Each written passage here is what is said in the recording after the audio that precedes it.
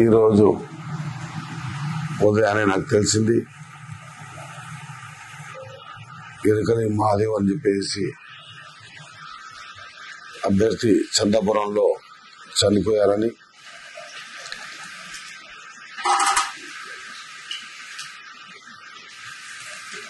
ఆ కుటుంబానికి నా ప్రగాఢ సంతాపం తెలియజేస్తూ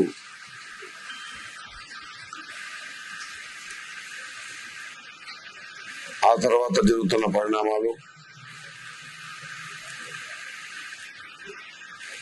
ఆ తర్వాత ఒక కొత్త కోణానికి దారి తీసి ఉదయం నాకు తెలియగానే డిపార్ట్మెంట్ కి ఎస్పీ గారికి స్పష్టంగా ఈ విషయంలో లోతైన విచారణ జరిపించాలా, చావు గల కారణాలను ఖచ్చితంగా తెలుసుకోవాలని చెప్పడం జరిగింది.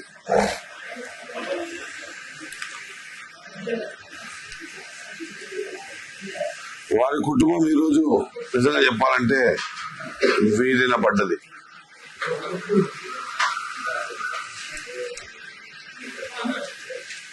రిజర్వేషన్ ప్రక్రియలో భాగంగా ఎస్టీ రిజర్వ్డ్ అయినటువంటి 6వ స్థానం, ఆ మొత్తం అంతా కుటుంబ సభ్యులంతా ఒకటే కుటుంబం చెందిన వాళ్ళు. మరి వారంతా వివిధ పార్టీలకి నిలబడ్డాం.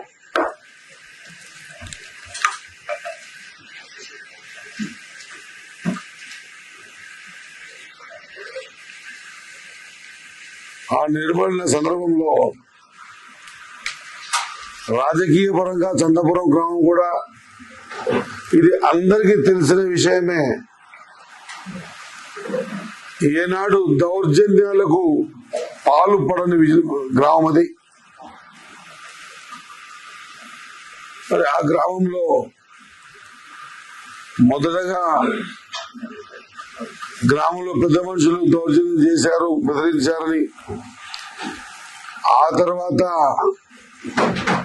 కాంగ్రెస్ పార్టీ ముఖ్య నాయకులు బెదిరించారని చందాపురంలో, ఆఖరిగా మంత్రి గారి బెదిరింపుల వల్లనే ఆయన చనిపోయాడని, వారి మాటలు వివిధ గ్రూపులలో చూస్తున్న సందర్భం, నేను చావు గల కారణాలు ఏంటివో తెలుసుకోమని చెప్పేసి డిపార్ట్మెంట్స్ కి చెప్పే సందర్భం. ఇట్లా చేసుకునే కదా కారణం ఏదనేది ఖచ్చితంగా బయటకు వస్తుంది. నిజం నిప్పు లాంటిది, దాన్ని దాపట్టే శక్తి ఎవరికి లేదు. ఏది ఏమైనా కుటుంబం వీధిన పడే కదా అని చెప్పి బాధపడతా ఉంటే ఏకంగా రాష్ట్ర మంత్రివర్యులు వాకిటి శ్రీహరి గారి ఒత్తిళ్ల వల్లనే ఈయన ఈ విధంగా చేసుకోవడం అని చెప్పేది నిజంగా కూడా చాలా బాధాకరమైన అంశం. నేను ఎస్పీ గారికి చెప్పా, 100% ఈ విషయాన్ని లోతుగా ఎంక్వైరీ చేసి నిజాలను చందాపూర్ గ్రామ ప్రజలకే కాదు ఈ రాష్ట్ర ప్రజలకు కూడా తెలిసే విధంగా చెయ్యాలని, తద్వారా ఎటపడితే ఎట మాట్లాడతాం, ఎవరినైనా బదనాం చేస్తామనేటువంటి ఏ కోణం తీసుకున్నారో ఇది సరైంది కాదని ఎవరు కూడా చెప్పలే. ఎస్ఐ గారిని సిఐ గారిని పోయి సంతకాలు తీసుకోమని. ముందు ఎందుకు జరిగింది, ఎట్లా జరిగింది తెలుసుకోవాల్సిన అవసరం ఉంది. తెలుసుకున్న తర్వాత, నిజం తెలిసిన తర్వాత ఖచ్చితంగా ఎంతటి వాడైనా తుదకు మీరంటున్నట్టు రాష్ట్ర మంత్రి వాకిటి శ్రీహరి ద్వారానే జరిగింది అంటున్నారు కదా. ఒకవేళ ఆయన ఫోటోని నేను ఇప్పుడు ఉదయం చనిపోయిన దాంట్లో పెట్టిద్దే ఆయన ఫోటో చూసా. ఒకవేళ ఇన్ని మీడియా మాధ్యమాల ద్వారా చెప్తా ఉన్నా, అంతకు ముందు కానీ నోటిఫికేషన్ వచ్చిన తర్వాత కానీ లేదా ఈ రోజు వరకు ఈ సెకండ్ వరకు నేను ఒకవేళ ఒక ఫోన్ కానీ ఆయనకు చేసి ఉంటే లేదా ఏదైనా మాటలు బయట ఖచ్చితంగా నిజాలు బయటకు వస్తే వచ్చిన తర్వాత ఆయన దగ్గర నేను మాట్లాడి ఉంటే కూడా చట్టపరంగా ఏ శిక్షకైనా నేను కూడా అర్హున్నే. నేనేమి రాజ్యాంగానికి అతీతుని కాదు, చట్టాలకు అతీతుని కాదు. గతంలో ఇదే మాదిరిగా ఒకసారి నర్మల చేశారు. ఆ నర్మల చేసినప్పుడు కూడా సేమ్ ప్రయత్నం చేశారు. ఆ తర్వాత ఆ చనిపోయిన వ్యక్తికి ఎవరెవరి ఫోన్ కాల్స్ వచ్చినాయో తెలిసిన తర్వాత ఒక అడుగు ఎరికేశారు. నేను మళ్ళా చెప్తా ఉన్నా, 100% వీళ్ళు చెప్పుతున్నవన్నీ కూడా అబద్దాలే. కాంగ్రెస్ పార్టీ కార్యకర్తలు గాని, కాంగ్రెస్ పార్టీ ఎమ్మెల్యే మంత్రి గాని, ఆ చంద్రపురం కాంగ్రెస్ పార్టీ కార్యకర్తలు గాని, లేదా ఆ గ్రామ పెద్దలు గాని ఎవరి ఇన్వాల్వ్మెంట్ దీంట్లో లేదు. నిజాలు బయటకు వస్తాయి. ఖచ్చితంగా ఏ ఎంక్వైరీకైనా నేను సిద్ధమే. ప్రజల ఆలోచన విధానాన్ని ఒక పక్క చనిపోయి బాధపడుతున్న సందర్భాన్ని పక్కకు పెట్టి ఏదేదో మాట్లాడి ఈ టాపిక్ ని ఎక్కడెక్కడో తీసుకుపోయే ప్రయత్నం చేయడం అనేది నిజంగా ప్రజలు గమనిస్తా ఉన్నారు. ఈరోజు చంద్రపురం గ్రామం ప్రజలందరూ కూడా నివ్వరపోతున్నారు. అసలు మేమేంది, ఆయనతో మాట్లాడేది. పాపం ప్రతి ఇంటికి వెళ్లి ఓటు అయ్యేటప్పుడు మనతో మీరే కదరా, కొట్లాడుకోకండి, సరే చూద్దాంలే, మీకు 2 ఓట్లు వానికి 2 ఓట్లు వేస్తాంలే, గెలిపేవరన్నా కానీ అని పెద్ద మనసుతో ఆ బాబుని మాట్లాడిన సందర్భాలు చాలా మంది ఉదయం చెబుతా ఉన్నారు. నేను దయచేసి తెలియజేస్తా ఉన్నా, ఇలాంటి తప్పుడు ప్రచారం చేసి మరి ఆనందం పొందుతున్నారా లేదా దీన్ని ఇంకో నెట్టే ప్రయత్నం చేస్తా ఉన్నారా ఒకసారి ఆలోచన చేయాలి. చట్టానికి ఎవరు అతీతులు కారు. చట్టం ముందు అందరూ సమానులే. నేను ఈ మీడియా మాధ్యమాల ద్వారా, మా సోదరుల మాధ్యమాల ద్వారా ఈ రోజు ఒక విషయం మాత్రం స్పష్టంగా తెలియజేస్తా.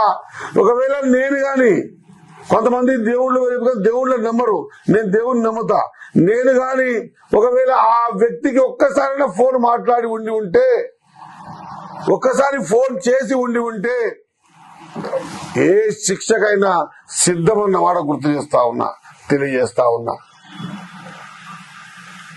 ముందు తెలియనివ్వండి ఏం జరిగిందో, ఎందుకు ఆయన చనిపోయడానికి కారణం ఏందో. ఊరంతా 3-4 రకాలు అనుకుంటా ఉన్నారు. ఒకటి ధైర్యం లేక మనిషి ఇదైపోయిందని, ఇంకోటి స్ట్రోక్ వచ్చిందని, ఇంకోటి ఉరేసుకున్నాడని, ఇంకొకటి లేదు ఆయనకి రావాల్సినటువంటి ఏదో అందరం చేసుకుంటాం, కొంత పార్టీకి సహకారం అందితే ఆ సహకారం పూర్తి స్థాయిలో ఆయనకు అందకుండా మధ్యలో ఆగిపోయింది కాబట్టి ఎట్లా చేసుకోవాలని ఇవన్నీ కూడా వింటూ పోతా ఉన్నాం. గంటకు తెలుస్తా ఉన్నాయి, ఒక్కొక్క విషయాలు బయటకు వస్తా ఉన్నాయి. దీనిలో ఏది నిజమో ముందు మనం తెలుసుకోవాల్సిన అవసరం ఉంది కదా. ఏది తెలియకుండానే ఎటబడితే మాట్లాడి ఏదో రాజకీయ లబ్ధి పొందడానికి ఇవన్నీ చేసే శాస్త్రాన్ని, చేసే పనులన్నీ ఎందుకోసం చేస్తా ఉన్నారు? ఎన్నిసార్లు వచ్చిందో ఆ పోస్ట్ మార్టం రూమ్ కాడికి, దవాఖాన కాడికి. దాదాపు నేను పుట్టిన కాంచి ఒక 10-20 వేల సార్లు ప్రతి శవం కోసం పోయి ఉంటా, ప్రతి శవాన్ని అక్కడ పోస్ట్ మార్టం చేపించి పంపించి ఉంటా. ఈ రోజు రేపు తెల్లకైతే ఓటేసే ప్రక్రియ ఉంది కాబట్టి ఏదో తప్పు నెట్టేసి ఏదో లబ్ధి పొందే కార్యక్రమాలు తీసుకుంటే ప్రజలు విఘ్నులు, పైన భగవంతుడు ఉంటాడు. నేను ఎందుకు చెప్తా ఉన్నా, ప్రజలు విఘ్నులు, పైన భగవంతుడు ఉంటాడు.